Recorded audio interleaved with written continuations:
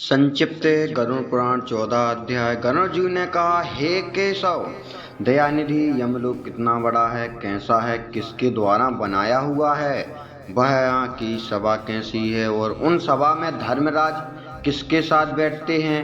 ये दयानिधि, जिन्हें धर्मों का आचरण करने के कारण धार्मिक पुरुष जिन्हें धर्म मार्ग से धर्मराज के भवन में जाते हैं, उन धर्म तथा मार्ग के विषय में भी आप मुझे बतलाइए।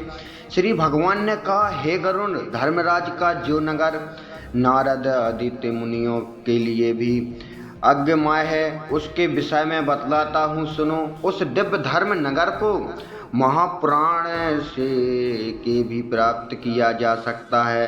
दक्षिण दिशा में नैसृत्या कोण के मध्य में वैश्वस्ता यम का जो नगर है, वह संपूर्ण नगर वज्र का बना हुआ है, दिव्य है और असुरों तथा देवताओं से अभेद है।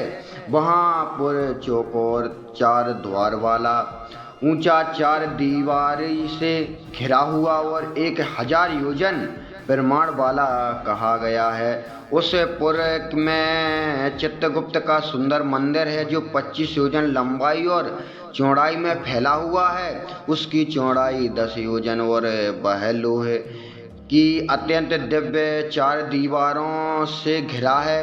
वह आवागमन के लिए सैकड़ों गलियां और वहाँ पातिकाओं एवं ध्वजों से विभूषित है। वह विमान समूह से घिरा है और गायन वादन से निवादित है। चित्र बनाने में निपुण चित्रकारों के द्वारा चित्रित है तथा देवताओं के शिल्पियों ने उसका निर्माण किया है। वहाँ उद्यानों और उपवनों से रामणीय है। नाना प्रकार के पक्षीगण उसमें कलरव करते हैं तथा वह चारों ओर से गंधर्वों तथा अश्वारों से घिरा है। उस सभा में अपने परम अद्भुत आसन पर स्थित चित्रगुप्त मनुष्यों की आयु की यथावत गणना करते हैं। वे मनुष्यों के पाप और पुण्य का लेखा जोखा करने में त्रुटि नहीं करते। जिसने जो शुभ अथवा अशुभ कर्म किए हैं, चित्रगुप्त की आज्ञा से उसे उन सब का भोग करना होता है।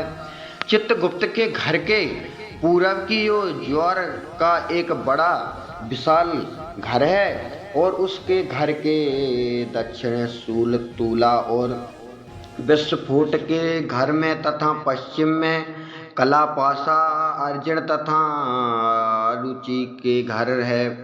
चित्रगुप्त के घर के उत्तर की ओर राजरोग और पंडु रोग का घर है। ईशान कोण में श्रापिड़ा का घर और अग्निकुंड में मूर्छा का घर है। नेत्रिया कोण में अतिसार का, बव्या कोण में शीत और दाह का स्थान है। इस प्रकार और भी अन्य व्याधियों से चित्रगुप्त का भवन घिरा हुआ है। चित्रगुप्त मनुष्यों के शुभाशुभ कर्मों को लिखते हैं। चित्रगुप्त के भवन से 20 योजन आगे नगर के मध्य भाग में धर्मराज का महादिव्य भवन है। वह दिव्य रत्नमय तथा विभूत की ज्वाला मालाओं से युक्त और सूर्य के समान दैदीप्यमान है। वह 200 योजन चौड़ा, 200 योजन लंबा और 50 योजन ऊंचा है। 1000 स्तंभों पर धारण किए गए विद्यामणि से मंडित है। स्वर्ग के अलंकृत और अनेक प्रकार के हाम्याधानिकों के भवन और प्रसाद ग्रह से परिपूर्ण है। वह भवन सराता कालीन मेघ के समान उज्ज्वल, निर्मल एवं स्वर्ण के बने हुए कलशों से अत्यंत मनोहर है।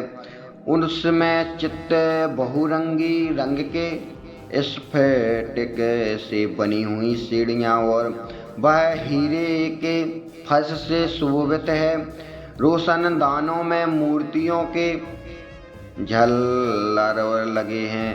वह पातकाओं और ध्वजों से विभूषित, घंटा और नगाड़ों से निगादित तथा स्वर्ण के बने तोरणों से मंडित है।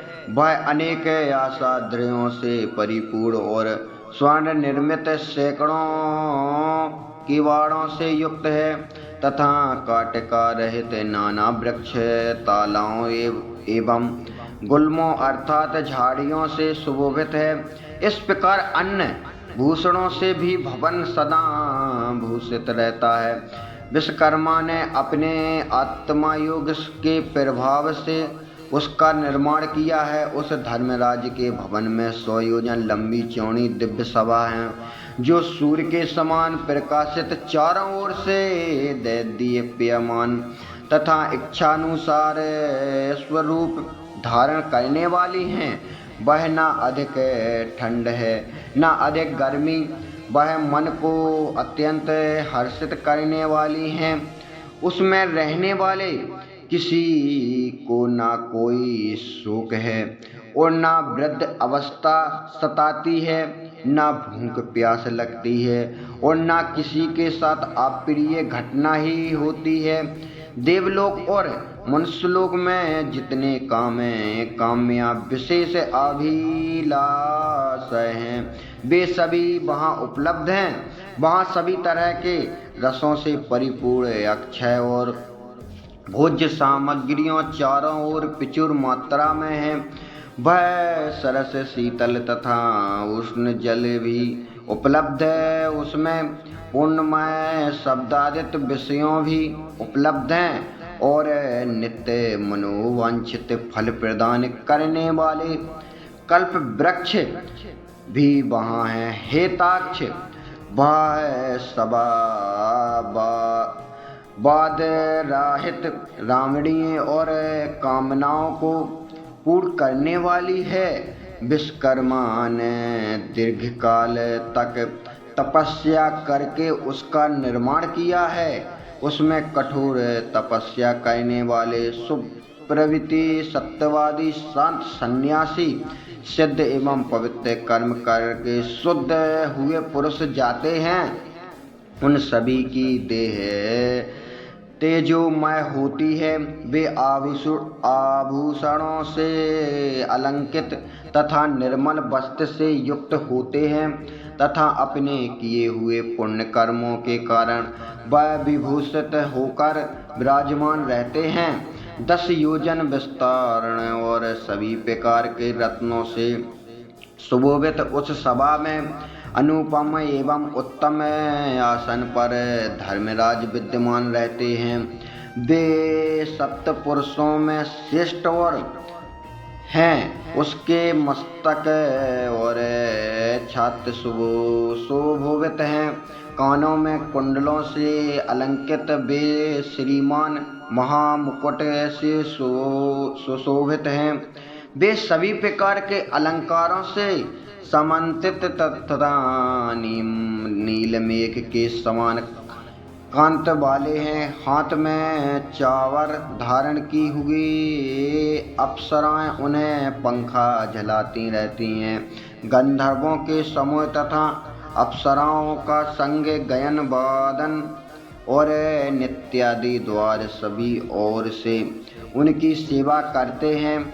हाथ में पाशा लिए हुए मृत्यु और बलवान काल तथा विचित्र आकृति वाले चित्रगुप्त एवं क्रांतक के द्वार वे सेवित हैं। हाथों में पाशा और दंड धारण करने वाले, उग्र स्वभाव वाले, आज्ञा के अधीन आचरण करने वाले तथा अपने समान बल वाले नाना दूतों से वे धर्मराज घिरे रहते हैं। हे खग, अग्नि, इष्टावत्ता, सोमप, उष्णमप, स्वाधानवान, बाहर्षद, मूर्तिमान तथा मृत्युमान जो पितर हैं वे आर्यमा आदि से पितृगण हैं और जो अन्य मूर्तिमान पितर हैं वे सब मुनियों के साथ धर्मराज की उपासना करते हैं।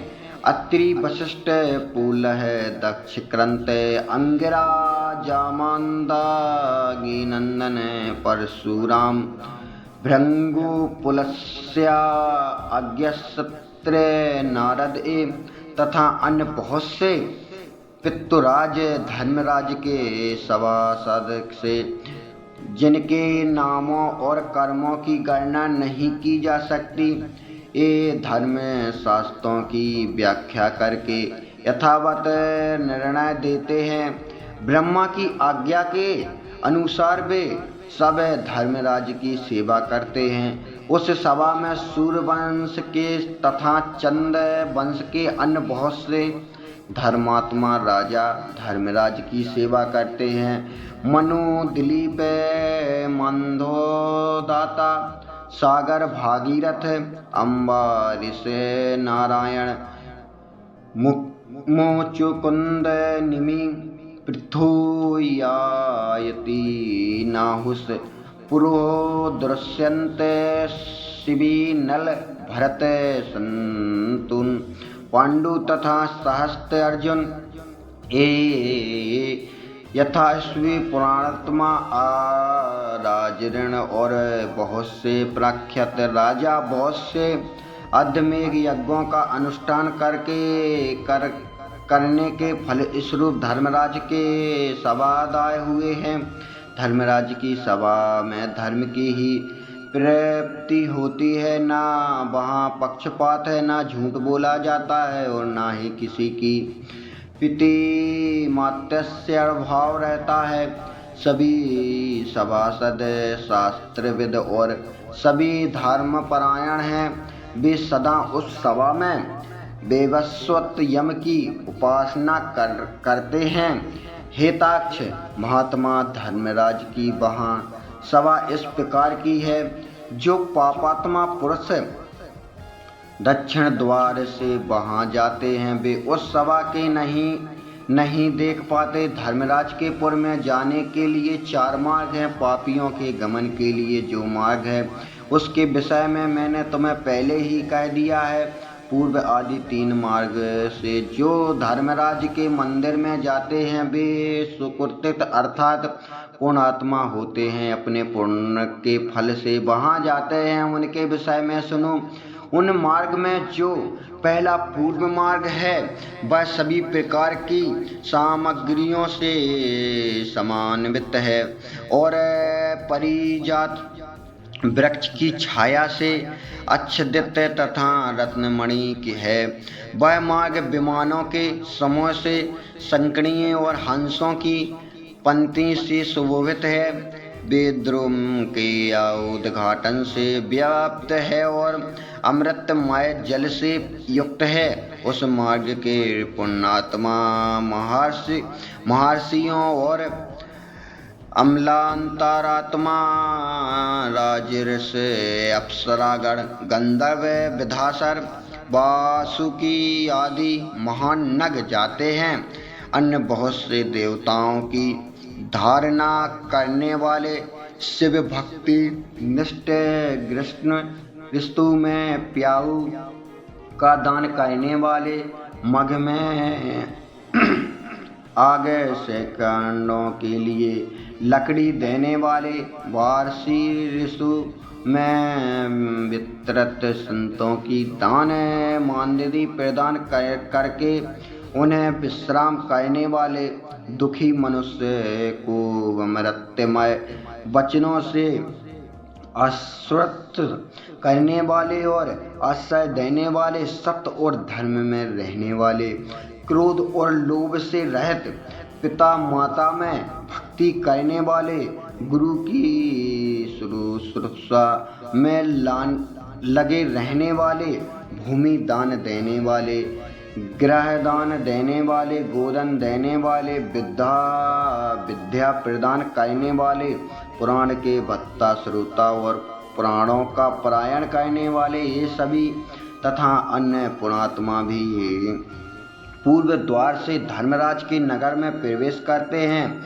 वे सब सुशील और शुद्ध बुद्धि वाले धर्मराज की सभा में जाते हैं। धर्मराज के नगर में जाने के लिए दूसरा उत्तर मार्ग है जो सैकड़ों विशाल रथों से तथा शिव का आदि नरयनों से परिपूर्ण है। वह हरि चंदन के वृक्षों से सुशोभित है। उस मार्ग में हंस और सारस से व्यक्त चक्रवर्क से सुशोभित तथा अमृत तुल्य जल से परिपूर्ण एक मनोरम सरोवर है। इस मार्ग के वैदिक अभ्यागतों की पूजा करने वाले दुर्गा और सूर्य के भक्त, पूर्व पर तीर्थ स्नान करने वाले, धर्म संग्राम में अथवा अनशन करके मृत्यु प्राप्त करने वाले, वाराणसी में गौशाला में अथवा तीर्थ जल में विविधित प्राण त्याग करने वाले हैं। ब्राह्मणों अथवा अपने स्वामी के कार्य से तथा तीर्थ क्षेत्र में मरने वाले और देव प्रतिमा आदि से विध्वंस होने से बचने के प्रयास में प्राण त्याग करने वाले, योग अभ्यास से प्राण त्याग करने वाले, सप्त पात्रों की पूजा करने वाले तथा नित्य महादंड देने वाले, वे व्यक्ति उत्तर द्वार से धर्मराज में जाते हैं। तीसरा पश्चिम का मार्ग है जो रत्न जटिल भवनों से सुशोभित है। वह अमृत सार से सदा परिपूर्ण रहने वाली बावलियों से विराजित है। वह मार्ग ऐरावत कुल में उत्पन्न मदोन्मत्त हथियारों से तथा उच्च श्वास से उत्पन्न अश्वरत्नों से भरा है। इस मार्ग से अमृता वेदता सत्य शास्त्रों के परिचिंतक, भवन में विष्णु के अन्य भक्त, गायत्री मंत्र का जाप करने वाले, दूसरों की हिंसा, दूसरों के द्रव्य और दूसरों की निंदा से पराणमुख रहने वाले, अपनी पत्नी में संतुष्ट रहने वाले संत, अग्निहोत्री, वेदपाणी, ब्राह्मण गमन करते हैं, ब्रह्मचार्य व्रत का पालन करने वाले, वनप्रस्थ आश्रम के नियमों का पालन करने वाले, तपस्वी सन्यासी, धर्म का पालन करने वाले तथा श्रीचारण सन्यासी एवं मिट्टी के ढेले, पत्थर और स्वर्ण के समान समझने वाले, ज्ञान और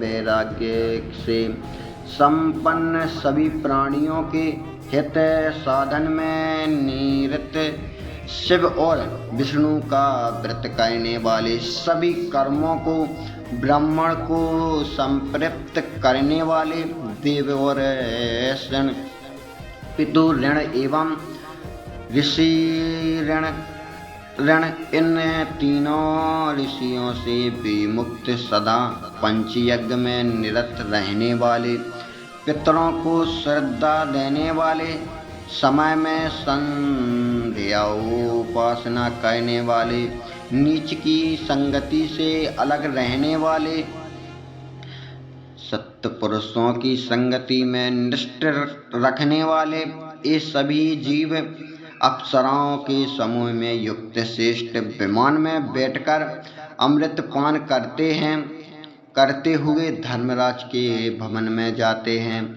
और उस भवन के पश्चिम द्वार से प्रविष्ट होकर धर्मसभा में पहुंचते हैं।